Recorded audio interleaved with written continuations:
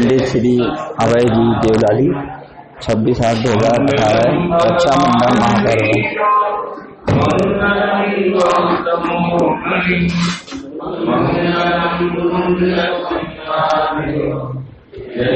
धर्मोऽस्तु मंगलम् सर्वमंगलमांगल्यम् सर्वकल्याणकारकम् प्रधानम् सर्वधर्माणाम् जैनं जयतु शासनम् जैनं जयतु शासनम्।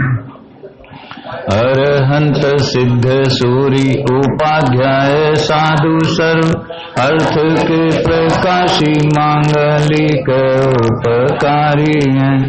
इनको स्वरूप जान रागते वही जो भक्ति काय को न माया स्तुति को उचारी है। धन्य धन्य तुम ही के काज सब आज भये कर जोरी बार बार वंदना हमारी है। मंगल कल्याण सुख ऐसो हम चाहत हो मेरी ऐसी दशा जैसी तुम धारी है। हो मेरी ऐसी दशा जैसी तुम। वात्सल्य पर्व का पावन दिवस आज अपन ने रक्षाबंधन पर्व की प्रासंगिक पूजन करके बड़े उत्साह और भक्ति भाव पूर्वक मनाया है माने उसका आनंद लिया है, उसी को मनाना कहते हैं। अंदर में आनंद और भक्ति रस नहीं उछले और मात्र कार्यक्रम समझ करके पूजन विधान में जुड़ जाएं कि आज तो रक्षाबंधन है तो पूजा करना ही है, उसको मनाना नहीं कहते। संघ में एक और पावन प्रसंग 11वें तीर्थंकर देवादिदेव श्रेयांसनाथ भगवान का मोक्ष कल्याणक दिवस भी सहज संयोग वशात इसी तिथि में हुआ। दोनों पर्वों का आनंद बड़े भक्ति भाव पूर्वक हमने लिया। बच्चों को देख के अपना बचपन याद आ गया। न जाने किन संस्कारों बस जब दूसरी तीसरी कक्षा में पढ़ते थे तभी जो वहां के जिन मंदिर में 10 दिन 10 लक्षण में सामूहिक पूजन होती थी तो उसमें जुड़ने का बड़ा उत्साह रहता था। दोपहर में विधान होता था तो विधान क्या होता है और कौन सा हो रहा है इससे तो कोई जानकारी नहीं थी, लेकिन हमें विधान में धोती दुपट्टा पहन के खड़े होने का बड़ा शौक था। 3 बजे स्कूल से छुट्टी होती थी और आके तुरंत समझ लीजिए 2 लोटा पानी डाल के नहा के और धोती दुपट्टा पहन के विधान में खड़े हो जाते थे। उस समय जो पूजने होती थी उनमें जो अपने अभी भी दयानंद राय जी वगैरह की, वृंदावन दास जी वगैरह की हैं, उनमें भक्ति भाव व्यक्त करने की शैली कुछ अलग थी, जिसमें सामग्री की मुख्यता ज्यादा रहती थी और जिन पूजनों में बहुत मर्म छुपा हुआ है उस मर्म को न तो जानने की कभी जिज्ञासा हुई और न किसी ने समझाने की कोशिश की। जिज्ञासा इसलिए नहीं हुई कि पूजा करने में ही मजा आ गया, खड़े होने में ही मजा आ गया, सामूहिक पूजन भक्ति में ही आनंद आ गया, तो उसके शब्दार्थों और भावार्थों पर विचार करने की जरूरत ही महसूस नहीं हुई। मुझे ये बच्चों को देख के अपने बचपन और इनके बचपन से थोड़ी ईर्ष्या हुई कि जिस युग में हम पड़े बले, वहां की पूजन शैली और विचारधाराएं आज जितनी परिष्कृत, निर्मल और तत्व ज्ञान से भरपूर तो नहीं थी। उस समय हम सोने की थाली रखकर पूजा कर रहे हैं या चांदी की थाली, इसमें ही आनंदित हो जाते थे।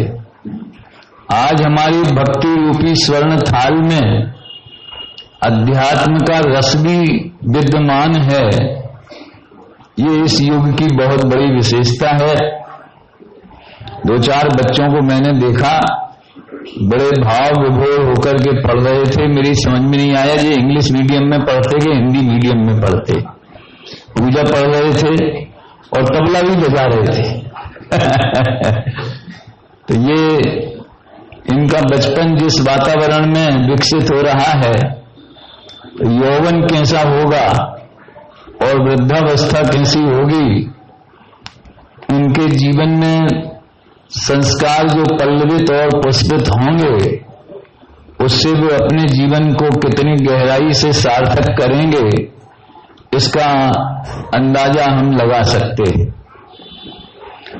पूजन क्षेत्र में जब युगल जी ने सबसे पहले भाव पक्ष को लेकर के और द्रव्य पक्ष को साधते हुए जो रचना की, तो उनने सोचा भी नहीं होगा कि उनके द्वारा रोपा गया ये बीज इतना बड़ा विशाल वटवृक्ष बन जाएगा कि आज सैकड़ों पूजने उन्हीं के द्वारा प्रदर्शित किए गए पथ की अनुगामी होकर पूजन साहित्य में उपलब्ध हो जाएंगी। कभी कभी लोगों को लगता है कि इतने लोग लिख रहे हैं, इतने लोग लिख रहे हैं, कौन पढ़ेगा, कौन करेगा, क्या करेगा। ये नेगेटिव सोच तो दुनिया की हमेशा से रही है। जब भी कोई रचना होती है तो वो रचनाकार को ही समझ में आता है कि इसकी क्या जरूरत है। दुनिया को हो या ना हो, उसे तो होती ही है। और जिस साहित्य में ताकत होती है वो साहित्य जीवित रहता है। हर जगह आप देख लीजिए, सिनेमा नाटकों में भी जो ताकतवर रचनाएं थीं, आज भी लोग उसे याद करते हैं। साहित्य में आप देखें, प्रेमचंद कभी पुराने नहीं पढ़ते, सदा नए रहते हैं। यही हाल पूजन साहित्य का है, लेखन साहित्य का है। अमृतचंद्र आचार्य की टीकाओं को 1000 वर्ष हो गए, लेकिन आज भी ऐसा लगता है पढ़ते समय कि अमृतचंद्र आचार्य जैसा हम उन्हीं के युग में जी रहे हों, ऐसी गहराई से हम जब अध्ययन करते हैं तो ऐसा महसूस करते। खैर, फिर बाद में डॉक्टर साहब ने 4 पूजनें लिखी, उसमें भी उन्होंने भाव पक्ष को साधते हुए, तत्व ज्ञान को भरते हुए और पूजन साहित्य का रस अस्खलित न हो, कायम रहे, इस मर्यादा के साथ में पूजनें रची गईं। फिर पवैया जी ने इस क्षेत्र में क्रांति करी और आज मेरे सामने ये जनेन्द्र पूजन है, अपने जबलपुर की जन्मी कुंदकुंदाचार्य की पूजन। जब एक बार विराग छोटी सी गुटका बना के ले गए थे कोनूर में, और जब हमने वहां कुंदकुंदाचार्य की पूजन की थी, तब समझ में आया कि मुनि राजों की पूजन कैसी लिखी जाती है और कैसी की जाती। उस समय तक हमें मुनियों की पूजन लिखने का, या मेरे ख्याल से उस समय विधान वगैरह का भी कोई बीजारोपण हमारे चित्त में नहीं था। पंचवाल्यति भर रची थी बस, लेकिन बहुत हमको वो पूजन में अतिशय आनंद आया। आप देखिए कि तीर्थंकर की पूजा हो गए, भगवान की पूजन हो गए और मुनिराज की पूजन हो गए।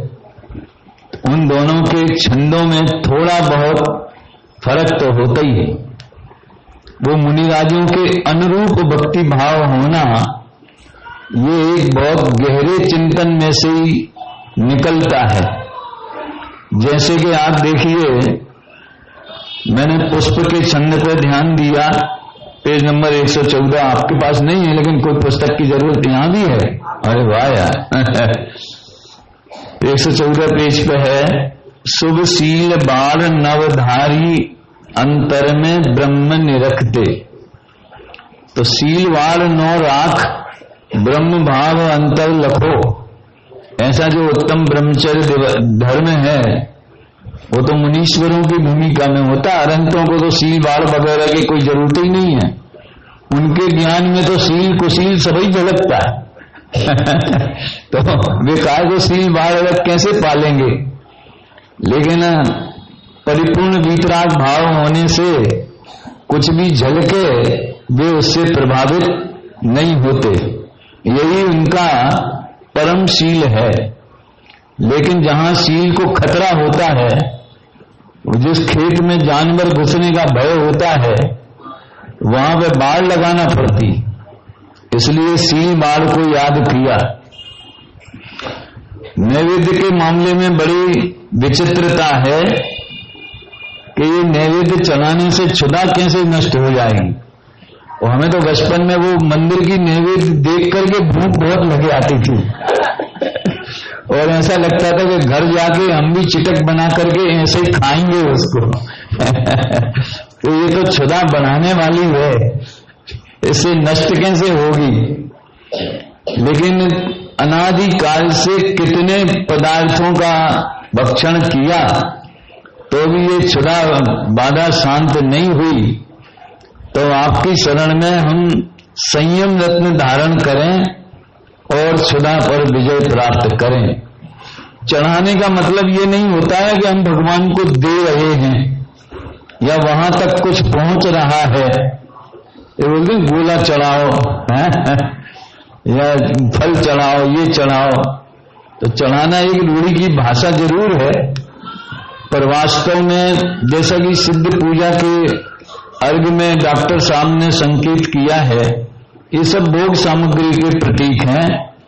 और क्या है, किंतु जब दृष्टि पड़ी प्रभु जी तुम पर, मुझको स्वभाव का भान हुआ, सुख नहीं विषय भोगों में है, तुमको लखिए सद्ज्ञान हुआ, जल से फल तक का वैभव आज त्यागने हूं आया। चढ़ाने का भाव जो है उसकी मूर्छा ममत्व उसमें सुख बुद्धि त्यागने से है। तो इस तरह आप देखिए, जहां मुनिराज जाते हैं वहां अंधेरे में उजाला हो जाता है, हो जाते हैं। ऐसा कोई चमत्कार होता है क्या? अरे मुनि सूरज कथनी किरणावली काय में आता है, वजनाथ चक्रवर्ती की 12 भावना में, मुनि सूरज कथनी किरणावली।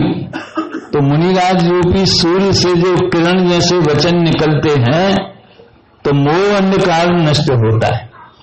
ऐसी अति उत्तम जो अंदर में ज्ञानी के हृदय में जो भाव उछलते हैं और जिन भावों के कारण उसके अंदर में भक्ति उछलती, ऐसे भावों का समावेश प्राय सभी पूजनों में है। एक दो दिन पहले भी मैंने मुनिराज की पूजा यहां हो रही थी, तब उसका भी आनंद लिया था। प्रसंग तो आज वात्सल्य पर्व की जो घटना है, ये घटना प्रधान पर्व है। यदि ये न होता तो हम अकेला श्रीराम भगवान का मोक्ष कल्याण की मना लेते हैं, लेकिन ये घटना ने समझ लीजिए सारे वातावरण में, एक जैन समाज के वातावरण में वात्सल्य रस घोलने में काफी योगदान दिया। इसकी जयमाला के आधार से कुछ चर्चा अपन करेंगे। वैसे कथा तो बच्चों को तो कितनी मालूम होगी, कितनी नहीं मालूम होगी, आप लोग बता देना। तो इसकी समीक्षा करना चाहिए। वास्तव में कथा दोहराने से क्या मतलब है? जो हुआ वो हुआ, लेकिन क्यों हुआ और उससे हमें क्या शिक्षा मिलती है, कैसे कैसे परिणाम जीवों के होते हैं, ये सब बातों की गहन समीक्षा की आवश्यकता है। तो अपन कोशिश करेंगे थोड़ी उसकी समीक्षा करने की। जैसे सबसे पहला प्रसंग तो उपसर्ग का है। यदि उपसर्ग न होता तो उपसर्ग दूर करने का भी प्रयास करने की जरूरत ही नहीं थी, तो फिर ये कथा भी नहीं होती, ये घटना भी नहीं होती। लेकिन ध्यान देने की बात है कि चाहे पारसनाथ के उपसर्ग की चर्चा हो, चाहे अकंपनाचार्य आदि मुनीश्वरों के उपसर्ग की चर्चा हो, उपसर्ग हुआ मुनिवरों पर ये असद्भूत व्यवहार नय का कथन है। असल में देखा जाए तो दुखी कौन हुआ है? उपसर्ग करने वाला दुखी होता है कि जिनके ऊपर उपसर्ग हुआ वे दुखी होते। उपसर्ग करने वाला स्वयं अज्ञान और अति तीव्र कषाय की अग्नि में जल रहा हुआ होता है, चाहे कमठ हो, चाहे बलि, नमुची, बृहस्पति, प्रहलाद, ये थे ना नाम, ऐसे मंत्री हो, कोई भी हो, किन्हीं भी मुनीश्वरों पर जो उपसर्ग आते हैं तो उसके अंदर क्रोध अग्नि कितनी भड़कती होगी कि मुनिराज की शांत ध्यानस्थ मुद्रा भी उसे प्रभावित नहीं कर पाती। कुत्तों को प्रभावित कर देती है, आदमी को नहीं कर पाती। कुत्तों वाली घटना मालूम होगी है? शरण्य के राजा ने यशोधर मुनिराज पर श्राप डालने के पहले कुत्ते छोड़े थे और 500। और आश्चर्य की बात यह है कि एक क्रंच जीव के परिणाम वो मुनीश्वर की शांत मुद्रा देख करके उनका क्रोध, उग्रता शांत हो गई, जो कि कुत्ते की पर्याय का स्वभाव है, उग्रता। तो वो शांत हो गया और श्रेणी का क्रोध और भड़का और मिथ्यात और पुष्ट हुआ कि ये बड़ा जादूगर है, ये बड़ा चमत्कार दिखा रहा है, इसने मंत्रों के द्वारा कुत्तों को शांत कर दिया है। समझ में आए ना? तो उस समय श्रेणी के परिणामों में योग्यता नहीं थी, कुत्तों के परिणामों में योग्यता थी। गजब बात है। तो इससे क्या सिद्ध हुआ कि कार्य हो जाए तो वैसा निमित्त पर आरोप किया जाता है। इसमें क्या गलत बात है श्रीनाथ? इसमें क्या गलत बात है? निमित्त का क्या योगदान है? काम हो जाए तो 100% श्रेय मिलता है, लेकिन कार्य तो उपादान की तत्समय की योग्यता से होता है। तो वास्तव में जो तीव्र कषाय की अग्नि जली, अपमान की, क्रोध की, बदला लेने की, बैर की, उससे तो उनके आत्मा पर ही उपसर्ग हुआ। उन्होंने अपने पर उपसर्ग किया। किन्ने? मंत्रियों ने। कहने के लिए बाहर में वो उपसर्ग जो है मुनिराजों पर किया, लेकिन मुनिराजों को उससे वास्तव में देखा जाए तो कोई प्रभाव नहीं पड़ा होता तो आज हम उनकी पूजा न करते हैं। पूजा वे पूज्य हुए ही इसलिए। मुझे आगरा शिविर में प्रशिक्षण शिविर लगा था सन 72 में, और उसमें एक प्रवेश का की कक्षा डॉक्टर साहब लेते थे। सौभाग्य से रक्षाबंधन वाला पाठ उन्होंने पढ़ाया था, उसकी समीक्षा उन्होंने की थी। तो उन्होंने कहा कि इस घटना में 3 तरह की परिणति वाले मुनिराज हमारे सामने आते। सबसे पहले तो अकंपनाचार्य आदि हो सकता है उनके नाम कुछ और हों, लेकिन क्योंकि वे उपसर्ग से नहीं डिगे, इसलिए समाज ने, बाद में साहित्यकारों ने उन्हें अकंपन नाम से सुशोभित सम्मानित किया हो। तो वे मुनिराज जो अपनी साधना से, ध्यान से, अध्ययन से, रत्नत्रय से चित नहीं हुए, अकंपित रहे, हिले भी नहीं, तो ये वास्तव में मुनिराजों का एक बहुत महान स्वरूप है, जो हम सबको भी, भले हम ऐसे उपसर्गों में अडिग न रह सकें, लेकिन भावना तो भावें कम से कम, कि ऐसी स्थिरता हमारे भीतर भी प्रकट हो। मेरी ऐसी दशा जैसी तुम धारी है। दूसरा करेक्टर कथा की भाषा में बोला जाए तो श्रुत सागर मुनिराज का आता है, उनसे कोई चारित्रिक भूल तो नहीं हुई विष्णु कुमार जैसी, और वो विष्णु कुमार की जो मजबूरी थी, कोई भूल थी ऐसा नहीं है, लेकिन वात्सल्य रस उमड़ आया तो उमड़ आया है। देखो 5 पांडव तपस्या कर रहे थे तो 2 पांडवों को ये विकल्प आ गया, अरे मुनिराजों पर ऐसा उपसर्ग ये कर रहा है, उन्हें दूर करने का विकल्प नहीं आया, केवल खेद बढ़ता तो सर्वार्थ सिद्धि हो गई है। और 3 को विकल्प कुछ भी नहीं आया तो वे मोक्ष पधारे। अब उनकी तो सर्वार्थ सिद्धि होनी ही थी क्रमबद्ध में, और वो विकल्प भी होना था, लेकिन विकल्प का फल ये हुआ। मुझे केवल इतना कहना है कि उपसर्ग तो वास्तव में कषाय का उन मंत्रियों पर ही हुआ। मुनिराज उपसर्ग जयी हुए, यानी उपसर्ग के काल में भी वे अपने स्वरूप में और वितरागता में निश्चिंत रहे। देखो भाई ये कौन है, इसको सुनना है क्या?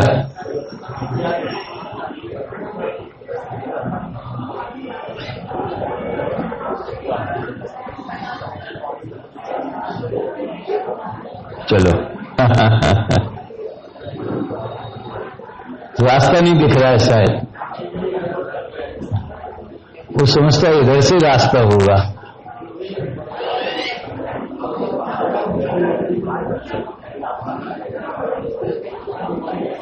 अच्छा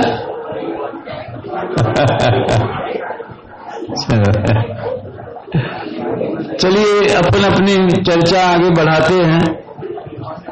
फिर इसमें जयमाला में पूरी कथा का चित्रण के साथ में जो शिक्षाप्रद बातें हैं और जो विशेष ध्यान देने लायक बातें हैं उनका भी इसमें उल्लेख किया है।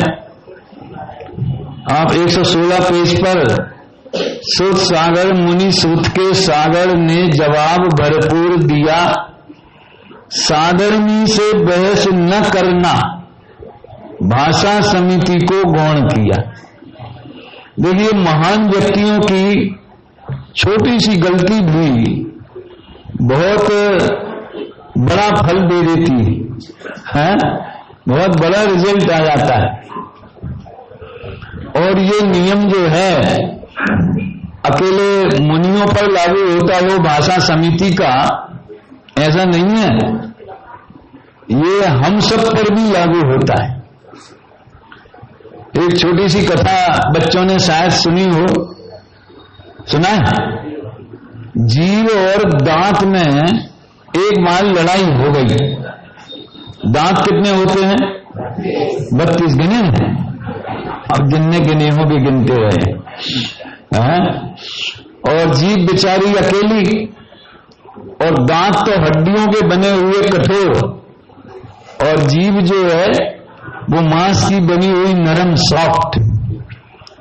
तो दांतों ने अकड़ बताई कि तुम ज्यादा बड़बड़ मत किया करो, और समझ लो हम लोग चाहें तो तुम्हें मसल के रख सकते। दांतों ने अकड़ बताई। तो जीभ ने बोला कि तुम लोग भी ज्यादा मत अकड़ो, अगर हमने अपनी कला दिखाई तो तुम एक नहीं बचोगे। तो कैसे हो सकता है ये? क्या जीभ दांतों को तोड़ सकती है? क्या नहीं तोड़ सकती। लेकिन एक बार उस व्यक्ति की, जिसमें जीभ और दांत लड़ रहे थे अंदर में, किसी से लड़ाई हो गई, तो जीभ ने जानबूझ करके, सामने वाला तो बड़ा पहलवान था, उसको गालियां देना चालू कर दी, उसका अपमान चालू कर दिया।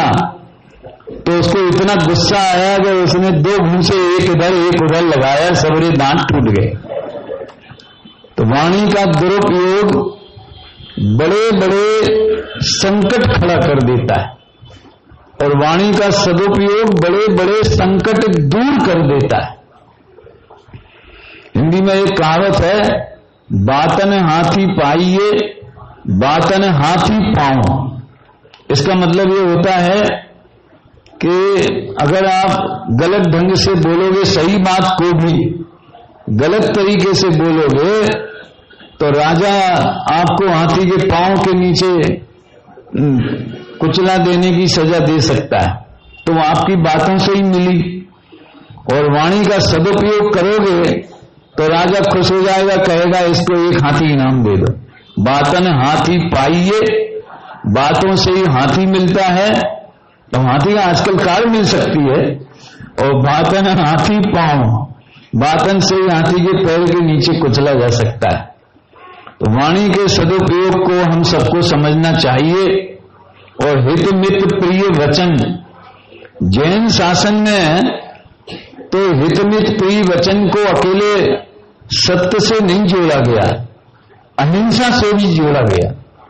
पर पीड़ा कारक वचन, दूसरे को तंज कसने वाले, टॉइंट कसने वाले, निंदा करने वाले, उसे हीन दिखाने वाले, ऐसे वाणी यदि हम बोलते हैं और सामने वाला हमसे कमजोर है और कुछ नहीं कह पाता है तो वो अंदर में कितना पीड़ित होता है। तो दूसरों को पीड़ा पहुंचे ऐसे वचन भी जो हैं वो वास्तव में हिंसा की श्रेणी में आते। खैर जो हुआ हो, लेकिन आप इसमें जो पुराणों में जो कथा आएगी उसमें मंत्रियों के और श्रृतसागर मुनिराज के जो संवाद हैं वो अगर आप डिटेल में पढ़ेंगे तो उससे मुनिराज की विद्वता का ख्याल तो आएगा ही आएगा। लेकिन एक जो दार्शनिक समीक्षा है कि उस बहाने कथाकारों ने अन्य मत में क्या क्या माना गया है। उनने चारवाक मत की बात रखी होगी, उनने सांख्य मत की बात रखी होगी, उनने अन्य दर्शनों में आत्मा परमात्मा का स्वरूप वो बातें रखी होंगी, गृहीत मिथ्यात्व की बातें मुनिराजों को मंत्रियों ने कही होंगी, है ना। और इन्होंने उसका समझ लो मुंह तोड़ जवाब दिया। अब वही मुंह तोड़ में ही सबरा संकट खड़ा हो गया है। टोडरमल जी साहब ने इस संबंध में एक बहुत सुंदर नीति निर्देशन किया है। आचार्य परमेष्ठी का स्वरूप जब उनने बताया तो वो कहते हैं धर्म के लोभी जीवों को धर्मोपदेश देते हैं, चाहे जहां बांटते हुए नहीं फिरते, कषाय तीव्र हो, लोगों की मान्यता तीव्र हो, विरोध होवे तो चुप रहना, नहीं करना। समझ में आया। जहां सुनने की जिज्ञासा वाले होवे तो वहां सुनाने का लौकिक आनंद भी कुछ अजब टाइप का है? और जहां अरुचि वाले शिष्य होवे, हमारा एक विद्यार्थी था वो जो कमिश्नर हो गया था ना, भरतेश पाटिल, तो जब वो पढ़ता था तो वो बहुत अध्ययनशील था। वो जल्दी उम्र में चला गया, छोटी उम्र में चला गया। बहुत अध्ययनशील था, खूब पढ़ता था और हमको बताता था कि भाई साहब इसमें ऐसा आया है, इसमें ऐसा आया है। क्या आया कि ब्रह्मा जी एक कवि की किस्मत लिख रहे थे, सब लौकिक कथाएं हैं, तो उनने बोला कि तुम्हारी किस्मत में बोलो क्या लिख दे रहे हैं। तो उसने कहा देखो आप गरीबी लिख दो, भुखमरी लिख दो, सब हम सहन कर लेंगे, लेकिन अरसी केसु क्या है, अरसी केसु काव्य पठनम मालिक मालिक मालिक। जिन्हें रस नहीं है, जिन्हें रुचि नहीं है, उन्हें सुनाने का हमारी किस्मत में मत लिखना, अच्छे से होता लिखना। शायद हमारी किस्मत में लिखा हुआ ब्रह्मा जी में ऐसा है, कहीं कोई ऐसा वातावरण नहीं मिला। शुरू में जब बाहर प्रदूषण में जाते थे तो मिक्स श्रोता होते थे, कुछ रुचि वाले होते थे बुलाने वाले, कुछ अरुचि वाले भी होते थे, विरोधी भी होते थे। और भी तो अत्यंत निर्मल वातावरण मिलता है जहां जाओ। ये भी महान पुण्य का उदय है ना भैया, है क्या? अत्यंत निर्मल वातावरण। तो ये शिव सागर जी के लिए कितने संतुलित ढंग से इसमें वर्णन किया, कि भाषा समिति को गौण किया। श्री अकंपनाचार्य मुनीश्वर नहीं बोले गंभीर हुए, संकट में अब संग पड़ेगा गुरु गंभीर विचार रहे। आचार्य का मतलब ही होता है एक विलक्षण और दूरदृष्टि वाले जो पुरुष होते हैं उन्हें आचार्य फिर अपना आचार्य पद देते। वो जानते हैं कि ये द्रव्य क्षेत्र काल भाव के ज्ञाता हैं और संकट न पड़े। वहां ऐसा नहीं सोचते कि अरे पढ़ने दो वो तो पढ़द्रव्य की क्रिया है, आत्मा का उससे क्या बिगड़ता है। अरे नहीं बिगड़ता तो इसका ये मतलब थोड़ी है कि जानबूझ करके आग में कूदा जाए। समझ में आया ना? ये निश्चय व्यवहार का यही तो संतुलन है। अगर आग लगाई जाए तो अपने आत्मा को याद करना कि आत्मा तो आग में जलता नहीं है, आत्मा तो भिन्न है, मैं तो चैतन्य हूं। इसका ये मतलब थोड़ी आग लगाओ फिर भेद ज्ञान करोगे मैं तो चैतन्य हूं। जब तक रत्नगर सावकाचार्य में तो, और शायद मैंने आत्मानुशासन या किसी अन्य ग्रंथ में भी ये देखा, दादा ने अपनी वो समाधि मरण वाली पुस्तक में इसको बहुत जोर दिया है।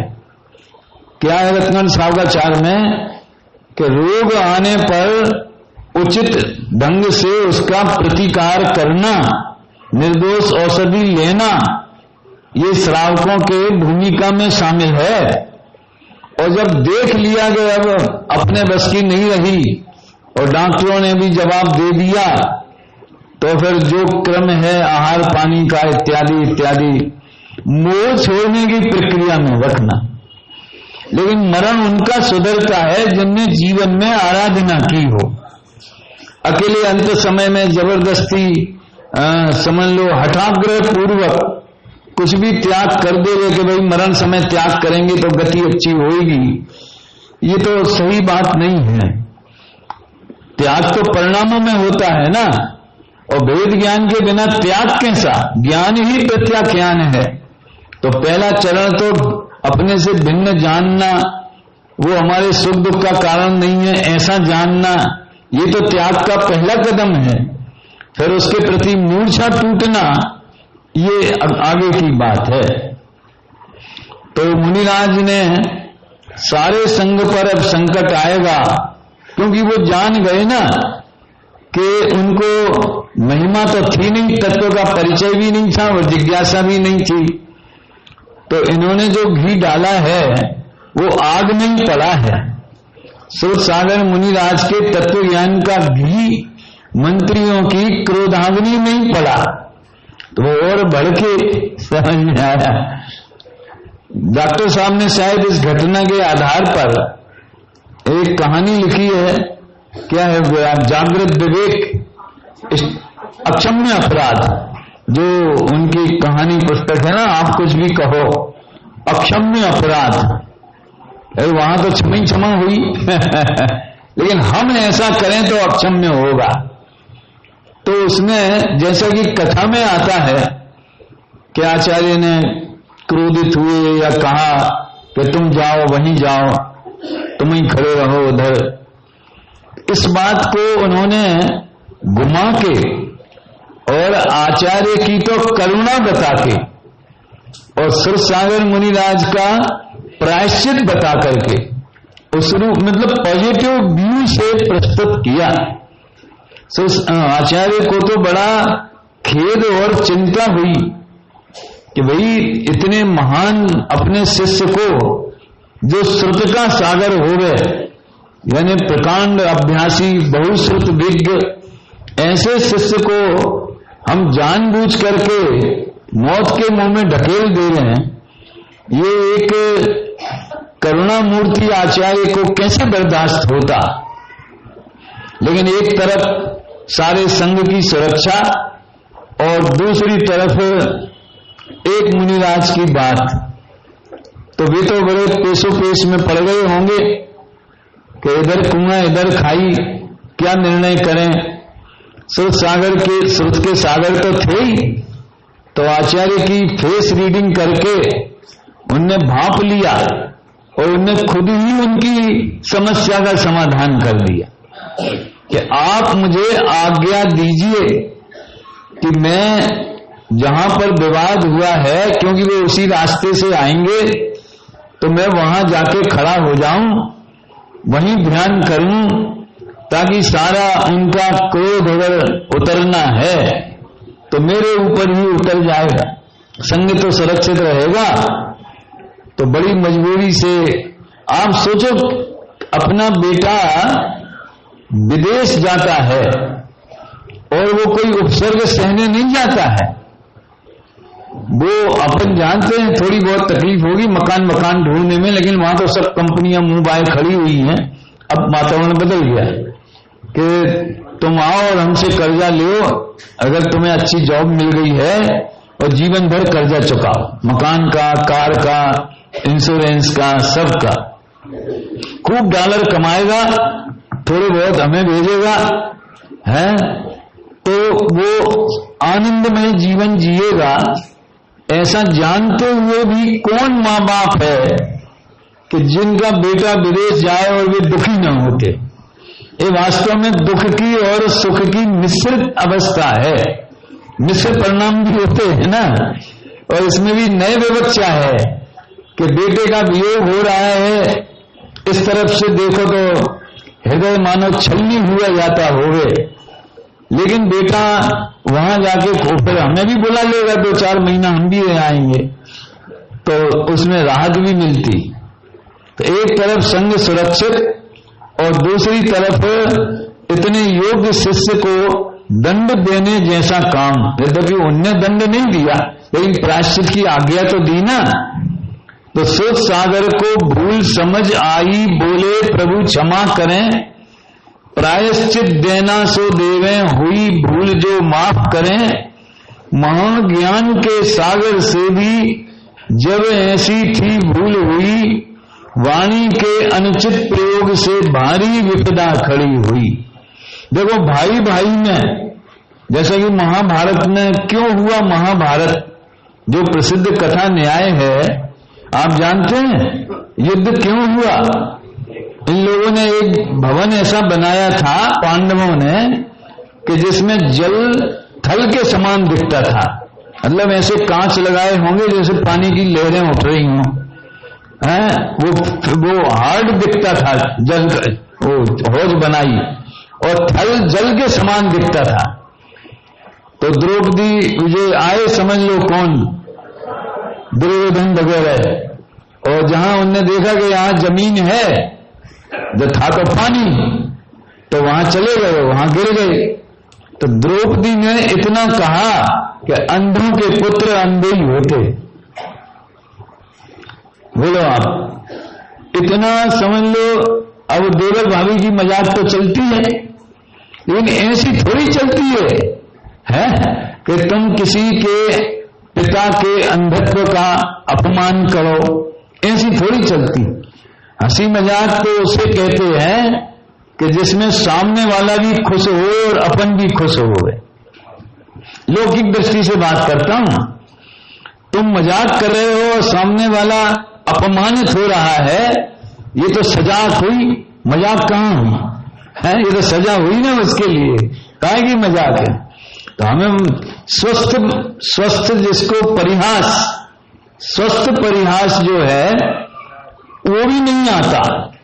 हम मजाक समझते हैं दूसरों की खिल्ली उड़ाना, दूसरों को अपमानित करना, उनकी कमजोरियां बताना। अरे ऐसी मजाक करना तो अपने से करो। देखो साहित्य में एक हास्य व्यंग की विधा है, तो हास्य व्यंग के साहित्य में कवि अपनी कमजोरियों पर हंसता है। सुरेंद्र शर्मा की कविताएं देखो आप, समझ में आए ना। और भी वैसे ऐसे हुए जो भी जनता में जो विकृतियां समाज में पाई जाती हैं, समाज में, परिवारों में, वो किसी का नाम नहीं लेता, वो अपने ऊपर ही लगा, अपने कोई कैरेक्टर बना लेता है, उसका पात्र अपने कोई बना लेता है। और सब समझते हैं कि ऐसा होता है दुनिया में। लेकिन कहने की कला, वाणी का सदुपयोग, तो ये हमेशा याद रखना चाहिए भैया। है साधर्मी से तो वात्सल्य रस भरे वचन बोले ही बोले, जो अपने से सहमत नहीं है वे धर्मी है। आज के सामाजिक जीवन में और राजनीतिक जीवन में इस बात की बहुत कमी देखी जाती, जो कि मैं थोड़े भूतकाल की बातें पढ़ता हूं। जब समझ लो संसद में अटल जी जैसे थे, नेहरू जी थे और भी डॉक्टर लोहिया जैसे लोग थे, तो उस समय जो एक दूसरे की हंसी मजाक और व्यंग समझ में आया, उसका जो स्तर था और आज जो स्तर है कितना फर्क पड़ गया। और जितना देश का राजनीतिक वातावरण विषाक्त हो रहा है वो वाणी के दुरुपयोग से हो रहा है। इसी तरह अपने बीच में भी है, आखिर जो है दूसरे, चाहे अपने मुमुक्षु समाज में हो या अपने साधर्मी दूसरे हो, जो वो भले कितनी मजाक उड़ावें, व्यंग करें, क्या बिगड़ा अपना। अपन उसको पर्याय दृष्टि से भी देखना हो तो वाणी तो उसकी पर्याय नहीं है, उसकी पर्याय में तो अज्ञान और कषाय है। तो पर्याय दृष्टि से भी देखना हो तो ऐसा देखो कि ये बेचारा जीव अपने अज्ञान से कितना दुखी। हे प्रभु, इसको ऐसी सद्बुद्धि आवे कि ये वो क्या बोलते हैं, इसका अज्ञान दूर हो गए, सद्बुद्धि प्रकट हो गए। एक बार की बात है, जब ये 9/11 की घटना हुई थी अमेरिका की, उसके 1 वर्ष पूरा होने पर संयोगवशात हम शिकागो में थे और उत्तम क्षमा धर्म का पहला दिन था। उस समय हम ही अकेले ही गए थे उस समय। तो उन लोगों ने याद दिलाया कि आज 9/11 का 1 वर्ष पूरा हुआ है, तो इस संबंध में आप कुछ बोले हो मंदिर में पूजन के बाद। तो मैंने ये कहा कि जैन धर्म क्या सिखाता है? आज उत्तम क्षमा का दिन है और उस बड़ी दुर्घटना जिसने विश्व के राजनीतिक सामाजिक पटल को बदल के रख दिया, तो वो उसका भी आज याद हम कर रहे हैं।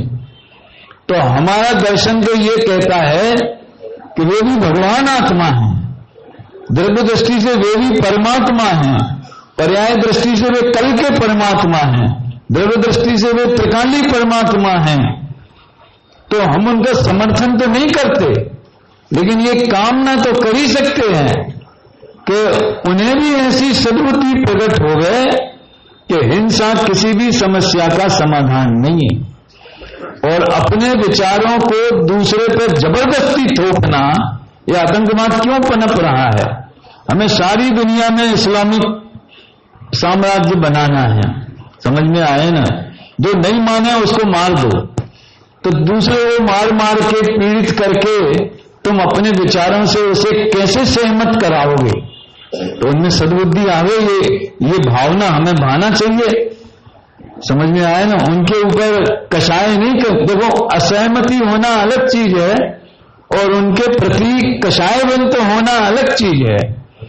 हम एग्री नहीं है उनकी इस घटना से, ये ना, हमें मध्यस्थ भाव। इसी तरह करंट टॉपिक एक है, 3-4 दिन पहले एक क्लिप मैंने सुनी, उसमें आया कि जो केरल में जो दुर्घटना हुई है, प्राकृतिक आपदा, तो वो लोग कैसे हैं, उनका आचरण कैसा है? वो तो पशुओं को भी मार के खाते हैं और चैलेंज करने के लिए, हिंदुओं को चढ़ाने के लिए सड़क पर पशु हिंसा करते हैं और दिखाने के लिए कि तुम कर लो जुट को। तो ऐसे लोगों की मदद करना चाहिए क्या? ऐसा उसमें बोला था। उसमें ये भी कहा था कि हमारी बात से आपको बुरी लग सकती है, लेकिन आप सोचिए कि अगर आप उनकी मदद करेंगे तो उनकी इस विचारधारा और दुराचरण की मदद करेंगे, अनुमोदना का पाप आपको लगेगा। अब मैं बड़ा कंफ्यूज हो गया, आप भी कंफ्यूज हो गए होंगे कि वो बाहर से दुखी बेचारे जिनके घरों में कीचड़ भर गया और पीने को पानी नहीं है, और अगर हम उनकी मदद के भाव, जो ये दानवान तो नहीं है, लेकिन इंसानियत करुणा का तो आती है ना, एक दूसरे को दुखी देख करके अपने को करुणा भाव तो होता ही है ना, तो ये उचित है कि अनुचित है? ऐसे सोचिए आप सब। अपन ये सद्बुद्धि भी तो भावना भाए कि उनके विचार पलटे, उन्हें सद्बुद्धि आवे, सही ज्ञान प्रकट हो गए। लेकिन दुखी प्राणी की मदद करने का भाव तो शुभ भाव ही है, उसमें अनुमोदना नहीं है। ये मेरा सोच है सतीश जी, हैं? हमने उनके दुष्कृत्य की अनुमोदना नहीं करनी है, लेकिन आज वे बड़े दुखी हैं तो इसलिए अपन करेंगे। मैं नहीं कहता ऐसा कोई मूवमेंट, लेकिन राष्ट्रीय स्तर पर जो आंदोलन हर आदमी उनके लिए हाथ बढ़ा रहा है, तो उसकी अनुमोदना करने में मुझे पाप तो नहीं लगता, कम से कम कि इसमें कोई हम पाप कर रहे हैं। तो इस प्रसंग में वो मंत्री वापस आए और देख के ही उनके क्रोध आग्नि भड़क गई। देखो, शिव सागर जी स्वयं संग से उस विवाद स्थल पर आए, बलि ने वार किया उन ऋषि पर, यक्ष ने कीलित हाथ किए। अब अपन कहते मौत के मुंह में ढकेला, अरे मौत थी नहीं। अब इससे क्या सिद्ध हुआ कि यदि आयु शेष है तो मारने वाला कितने प्रयत्न करे वो उसका प्रोग्राम फेल हो जाएगा, है? तो यहां पर वो यक्ष ने देखा गया, उसने उनको मारने ही नहीं दिया, हाथ ऊंचे का ऊंचा रह गया। अरे वो सामने खड़ा होकर के भी उन्हें उठा के पटक सकता था मंत्रियों को, यक्ष क्या नहीं कर सकता था। लेकिन उसने सोचा कि रंगे हाथों पकड़ाओ इनको। इसलिए स्टिल वो बच्चे स्टॉप खेलते हैं ना, हैं? अटैच स्टैचू, तो उन चारों को स्टैचू बना दिया। ये भी निमित्त नैमित्तिक संबंध है। अब अपमानित हो गया बलि, लेकिन अकल ठिकाने न आई। देश निकाला हुआ कसाएं, किंतु और ही हरियाई। ये अकल ठिकाने नहीं आना और कसाएं हरिया जाना, ये आंचलिक प्रयोग है भाषा का। समझ में आए? साहित्यिक प्रयोग नहीं है, ये आंचलिक भाषा है। कोई समीक्षक अगर समीक्षा लिखेगा तो वो इस बात के लिए प्रशंसा कर सकता है कि कवि को मतलब अपने भावों को व्यक्त करने में भाषा बाधित नहीं होती। जो भाषा में बात हो गई दुनिया समझे, लेकिन इसका फुटनोट जरूर लिख देना चाहिए था, है? अकल ठिकाने नहीं आई माने तो हो सकता है भविष्य की पीढ़ी में समझ पाए, तो सद्बुद्धि नहीं आई। हरियाई क्या होता है? कसाएं और हरी भरी हो गई और प्रज्वलित हो गई। फिर जो हुआ, फिर उनको राजा ने तो फांसी की सजा सुनाई। लेकिन धन्य है शिव सागर मुनिराज की उत्तम क्षमा। क्या उत्तम क्षमा तो वीतरागी परिणाम है, लेकिन व्यवहार से अपन इसे भी क्षमा कहेंगे कि उन्होंने कहा किसी के प्राण लेना ये कोई उपाय नहीं है, ये कोई व्यवस्था नहीं। कुदरत ये कहती है कि आप किसी को प्राण दे नहीं सकते, तो किसी के प्राण लेने का भी आपको अधिकार नहीं है। राजा की व्यवस्था अलग है, राजदंड और लोक नीति धर्म की नीति अलग है, लेकिन दंड तो देना ही पड़ेगा। तो इनका देश से निकाल दिया, बस हो गया, इससे ज्यादा बड़ा और क्या दंड हो सकता है। कायदे से तो उसी समय उन मंत्रियों को ऐसे भाव होना चाहिए कि धन्य है दिगंबर मुनिराज। देखो आखिर श्रेणिक के परिणाम उसी निमित्त से तो पलटे ना, जब यशोधर मुनिराज ने चेलना और श्रेणिक को एक समान आशीर्वाद दिया कि सद्धर्म वृद्धि रस्तु, तब उसके पैरों की मिथ्यात की जमीन दरकी और खिसकी। अरे वो नग्नता से प्रभावित नहीं हुआ, वो तो ढोंगी समझता था, लेकिन वो इससे प्रभावित हुआ कि इनका गजब का साम्य भाव है। न तो इन्हें चेलना के प्रति विशेष राग उमड़ा न मेरे प्रति कोई द्वेष हुआ। तो ये शत्रु मित्र के प्रति समता भाव ये मुनियों का बहुत बड़ा आभूषण है। तो ये यहां भी दिखा, लेकिन कषाय की तीव्रता में मंत्रियों को नहीं दिखा।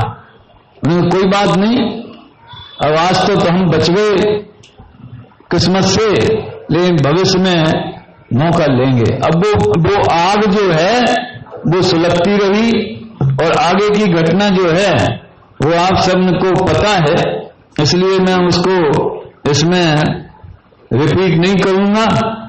लेकिन देखो ये यहां देखें, ये बहुत बढ़िया लिखा है, ये 117 पेज पर सबसे ऊपर, हाहाकार मचा अवनी पर, बलि तूने क्या कर डाला, महा क्षमा सागर संतों पर, क्रूर जाल क्यों रच डाला, सच पूछो तो बलि स्वयं ही आर्त ध्यान में जलता था।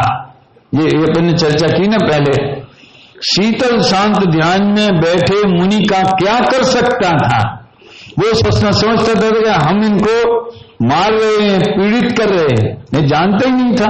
मुनि वो स्वरूप जानता होता तो ऐसा काय को करता। विष्णु कुमार रिद्धिधारी मुनि वामन वेश बना आए, 3 पांव बलि से धरती ले फिर विराट छवि दिखलाए। ये छल करना पड़ा, और उन्हें अंतर में ये भान था कि ये कार्य मेरे करने योग्य नहीं है, लेकिन इतना बड़ा प्रसंग 700 साधक मुनीश्वरों के प्राण संकट में हो गए, और अगर हम छल से ही सही कुछ कर सकते हो तो करने का विकल्प आ गया। श्रावकों के लिए तो कहें करना चाहिए है, लेकिन उन्हें करने का विकल्प आ गया, और वो जानते थे कि ये सही नहीं है।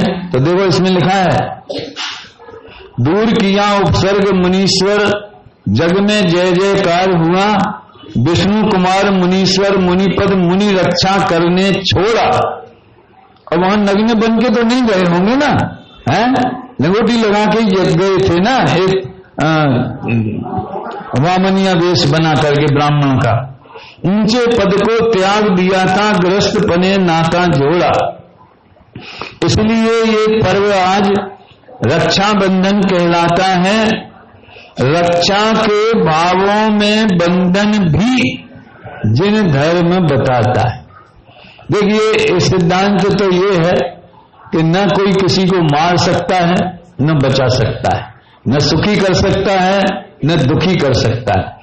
ऐसा श्रद्धान होते हुए भी जब तक पूर्ण विकलांग दशा प्रकट नहीं होती, तब तक अपने निमित्त से कोई जीव न मरे, इसके लिए व्यवहार महाव्रत, अहिंसा, सत्य इत्यादि समझ में आया।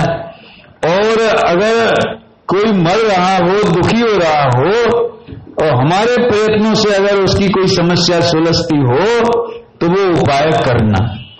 ऐसा साधर्मी को साधर्मी के प्रति तो वात्सल्य होना चाहिए, लेकिन प्राणी मात्र के प्रति होना चाहिए। अब आप सोचो पाकिस्तान के प्रति हम लोगों की क्या मान्यता रहती। कभी ये विचार आता है कि आखिर वे भी तो कल तक तो अपने ही भाई थे, अब आज नाम बदल गए, वो बन गई बॉर्डर, समझ में आया ना। लेकिन उनके हृदय में अपने प्रति शत्रुता का भाव, अपने हृदय में उनके प्रति शत्रुता का भाव, तो अपनी दुखी होते हैं। तो इस प्राणी मात्र की बात कहता हूं मैं, प्राणी मात्र की। देखो धन्य धन्य वे धर्म। अब श्रावकों ने क्या किया, मुनि ने तो उपसर्ग सहा और विष्णु कुमार ने दूर किया। जनता ने क्या किया, बहुत अच्छा चित्रण है। धन्य धन्य वे धर्मी श्रावक जिन छोड़ा भोजन पानी, जब तक मुनि उपसर्ग टले नहीं पढ़ते मन में जिनवाणी। वाह, मतलब मुनीश्वरों पर उपसर्ग होता रहे और हम आनंद से खाते पीते मौज करते रहे। खाया कैसे जाए, समझ में आया ना, मुंह में कौर कैसे जावे। तो ये एक सहज ऐसी परिणति होती है। जैसे ही उपसर्ग निवारण हुआ, मंगलाचार हुआ, घर घर में पड़गाहन करने हर श्रावक तैयार हुआ। चारों तरफ जो घास लगाई थी वो श्रावकों ने उखाड़ी और जाके एक दूसरे को बताई कि देखो भाई उपसर्ग दूर हो गया, तो कजलियां हो गई। समझ में आया ना? जो भी हो, जिस घटना से उसकी संगति बिठाई है। अब मुनीश्वरों का अंतर चित्रण कितना सुंदर है।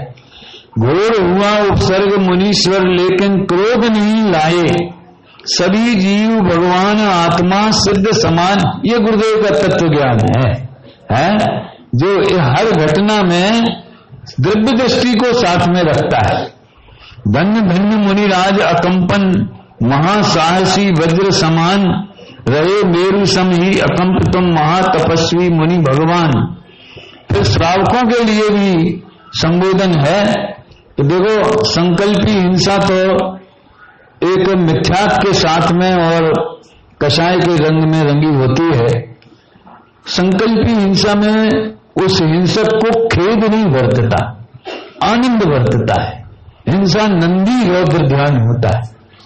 लेकिन आरंभी, उद्योगी और विरोधी, मैं पूछता हूं, मिथ्या दृष्टि जो बिजनेस करते अपन कार पे चलते तो हिंसा तो होती है। ये संकल्प भी मानी जाए कि आरंभी मानी जाए, वास्तव में तो आरंभी है। लेकिन मिथ्यात्व के हृदय में सभी हिंसाएं संकल्पी।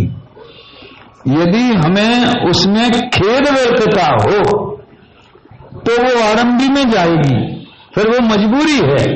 आरंभी, उद्योगी और विरोधी, ये हिंसाएं मजबूरी में होती है, विवश होकर के भूमिका अनुसार। लेकिन संकल्पी मजबूरी नहीं है, वो तो हम जानबूझ के करते। समझ में आया? तो प्रमादवश जो हिंसा में प्रवृत्त, यानी उस ऊंचे प्रमाद की बात नहीं है, राग वाले केयरलेस होकर के जो हम करते हैं आरंभ परिग्रह में, और उसका खेद नहीं व्यर्थता, तो वो संकल्पी नहीं जाएगी। ये सोचना आप। मिथ्यात्व के साथ में तो सभी वैसे ही है। तो ये साधर्मी वात्सल्य निभाना, कभी उपेक्षा न करना, उपगूहन करना दोषों का। देखो, ये बहुत सुंदर संदेश है। पंडित साहब की एक कला है कि वो 8 अंगों को एक दूसरे से संबंध बना के, उसका रिलेशन स्थापित करके, निसंकता होगी तो वांछा नहीं होगी। समझ में आया ना? ऐसा उसका तो उपगूहन होएगा तो आप स्थितिकरण कर सकते हो। दूसरे के दोषों का व्हाट्सएप पे प्रचार करो तो उपगूहन भी नहीं रहा, तो स्थितिकरण कैसा होगा?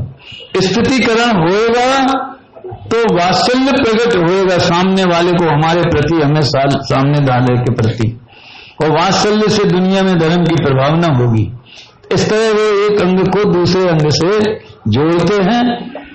तो ये श्रावक के जीवन में सम्यक दर्शन के साथ में ये अंग तो होते ही हैं, लेकिन आत्मार्थी यदि उसे सम्यक दर्शन, आत्मानुभूति निश्चय सम्यक तो नहीं है, लेकिन अगर वो उस राह पे चल रहा है तो सहज ही अपना जीवन भी इतना मंगलमय होना चाहिए कि एक साधर्मी को दूसरे साधर्मी के प्रति वात्सल्य होगा तो ईर्ष्या नहीं होगी।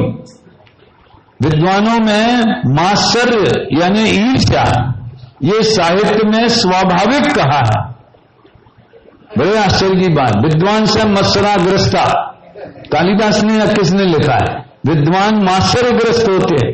आत्मानुशासन में आया। देखो, इस पंचम काल में एक बहुत मर्म की बात बता रहे तुम्हें कि देख दूसरों की बढ़ती को कभी न ईर्ष्या भाव धरूं। तो ईर्ष्या नहीं होगी तो वात्सल्य प्रकट होगा, वात्सल्य होगा तो ईर्ष्या से बचोगे। तो अपन सबको, लेकिन ये सब होता है तत्व ज्ञान के प्रति समझ और प्रेम और समर्पण से। अब इसमें भाई बहन कब से जुड़ गए ये इतिहास तो मुझे पता नहीं है, लेकिन आज के संदर्भ में जब इतना आर्थिक दृष्टिकोण मुख्य हो गया, रिश्तों की गरिमा कम होती जा रही है। एक जमाना तो वो था जब कौन से मुसलमान राजा को हिंदू रानी है खिलजी को राखी भेजी थी, एक हुमायूं, ऐसा था, उसने राखी भेजी और जब राखी आई तो उसने राखी का जो कर्तव्य है उसका निर्वाह किया। तो ये वात्सल्य पर्व वास्तव में धार्मिक पर्व है, लेकिन आज इसका सामाजिक महत्व भी कम नहीं है। तो न केवल भाई बहनों के प्रति, लेकिन जितने भी साधर्मी हैं उनके प्रति वात्सल्य भाव जिस ढंग से प्रकट हो, मुझे याद नहीं रहा, नहीं तो मैं तो कल रात को याद किया था कि मैं सिद्धायतन फोन करूंगा और उनसे पूछूंगा आज बच्चों को क्या खिला रहे। आगे से याद रखना, अभी भी कर सकते, जहां जहां विद्यालय चलते हैं वहां वहां पूछो कि एक दिन का भोजन का खर्चा आपका कितना है।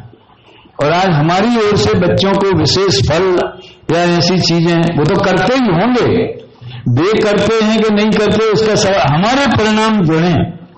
तो जहां ये भावी विद्वान और जिनवाणी के वाहक तैयार हो रहे हैं, वहां हमें ये संदेश भेजना चाहिए, राशि भेजना चाहिए और उनको समझ लो वात्सल्य भाव से यही एक माध्यम है प्रकट करने का, और क्या कर सकते हैं। तो इसका भी एक रूपक अच्छा हो सकता है। तो अभी कुछ नहीं बिगड़ा है, आज नहीं तो कल सही आप कह सकते हैं कि कल का भोजन इनको, जब भी किसी तीर्थंकर का कल्याणक का हो, तो अपने कितने 14 संकुलों में कम से कम 7-8 तो विद्यालय चलते, बच्चियों का है भले उनके पास करोड़ों रुपया हो गए, तो वो हमारे परिणाम तो नहीं जुड़े ना। तो हम अपनी राशि का उपयोग करके सब मंडल की तरफ से आज नागपुर में कि खनिया दाना में कि इधर के उधर जहां जहां जैन धर्म के विद्यालय अपने चल रहे हैं, वहां अपने को वात्सल्य भोजन की राशि भेजनी चाहिए। और हम सब के जीवन में अंतिम जो पंक्ति है आत्मधर्म की रक्षा करना, गुरु ने यही सिखाया है। तो हम सब आत्मधर्म की रक्षा करने में समर्थ हो गए। इस भावना से मैं अपनी बात पूरी करता हूं।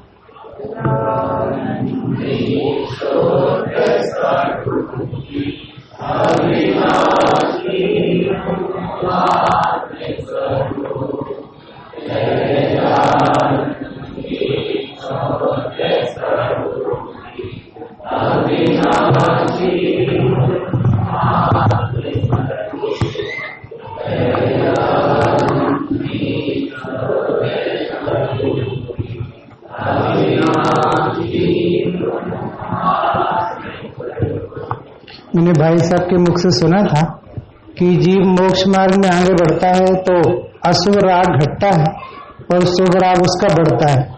अपने पंडित साहब के मुखारविंद से भी सुना। मैं लगातार नजर कर रहा हूँ तो भी 2-3 प्रवचनों में हमने सुन रखा, कोई जीव समय सार की गाथा पढ़ता तो ऐसा लगता है उसका मोक्ष होने वाला है। तो आप समझ सकते हैं एक साधर्मी की कितनी महिमा और कीमत होती है। इस दुष्म पंचम काल में जब कितने 600 करोड़ जीव हैं, तब यहाँ पर सुनने समझने वाले जीव 1-2 लाख भी नहीं होंगे। और ऐसे जीवों के प्रति भी यदि हमें वात्सल्य नहीं आए, ईर्ष्या और मात्सर आता है, तो हम अपने तत्वज्ञान को क्या नाम दें। बहुत ही मार्मिक स्वाध्याय में पंडित साहब के निमित्त से मिला। मैं तो उनसे बहुत सारी बातें सीखता हूँ, शब्दों का कितना सुंदर चयन, समय की कैसी प्रतिबद्धता, और सबसे अच्छी बात है कि वो हमारी नगरी के विद्युत रत्न हैं।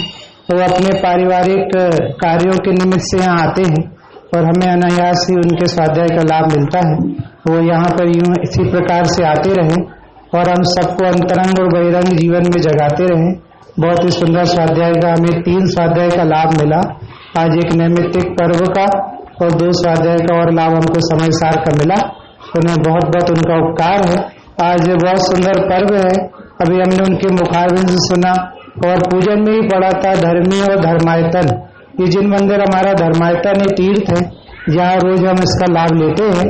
और हमारे सहयोगी प्रकाश भैया पुजारी आप इनको आपस में कुछ न कुछ राशि करके जाए ताकि इनकी सुरक्षा बनी रहे।